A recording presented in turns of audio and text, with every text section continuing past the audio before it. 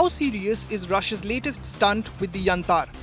A ship Moscow insists is a harmless research vessel, but everyone else calls a spy ship.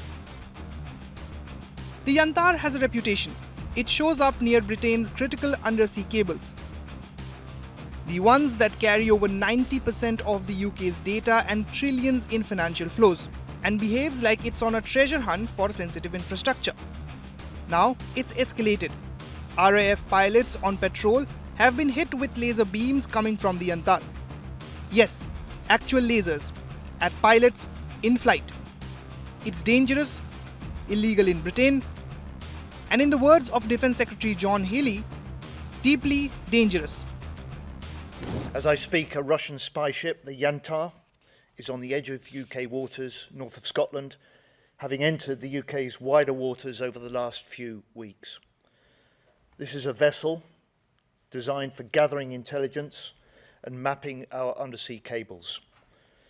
We deployed a Royal Navy frigate and RAF P-8 planes to monitor and track this vessel's every move, during which the Yantar directed lasers at our pilots. That Russian action is deeply dangerous, and this is the second time this year that this ship, the Yantar, has deployed to UK waters. So my message to Russia and to Putin is this: we see you, we know what you're doing, and if the Yantar travels south this week, we are ready. Healey's message to Russia and President Vladimir Putin was serious. If the Yantar drifts inside Britain's 12-mile territorial waters, things could get kinetic. This isn't even the first dramatic Yantar episode.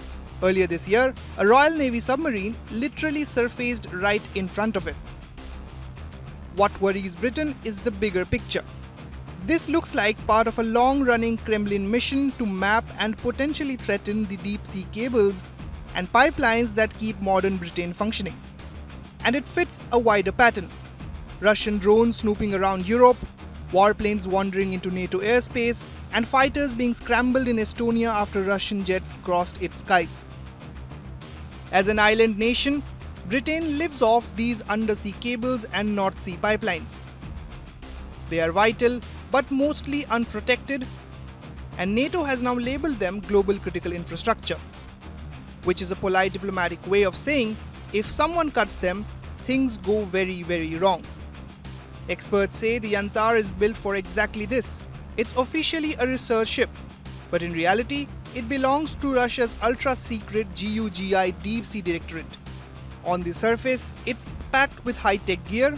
Under the surface, it can deploy remote-operated mini-submarines that can reach incredible depths, map cables, chop them, or plant devices for use during conflict.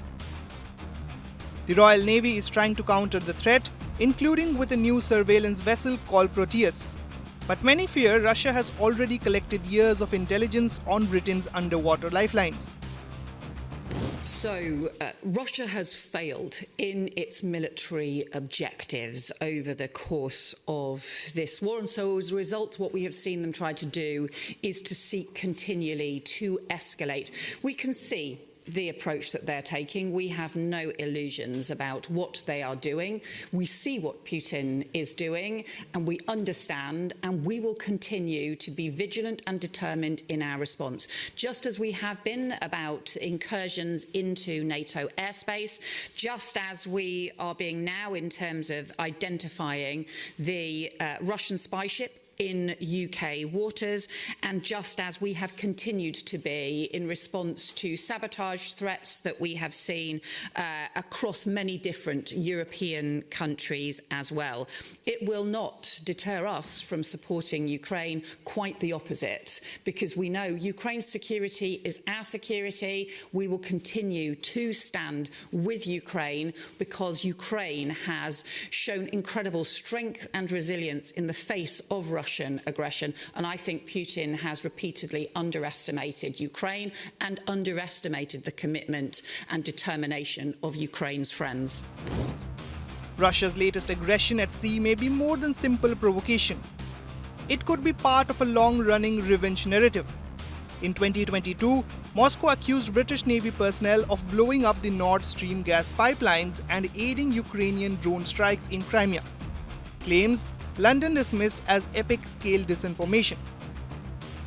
With no evidence ever produced, the allegations were widely seen as an attempt to mask Russia's failures in Ukraine. Now, as the Yantar spy ship stalks Britain's undersea cables and targets RAF pilots with lasers, the timing suggests Moscow may still be settling old scores and testing British resolve. Russia, of course, denies everything and accuses Britain of exaggerating. But with the war in Ukraine still raging and Moscow increasingly confrontational, the Yantar's antics aren't just mischief at sea. They are a reminder that the next big clash might not happen on land or in the air, but quietly, deep under the waves. With Farhan Khan, Bureau Report, India Today Global.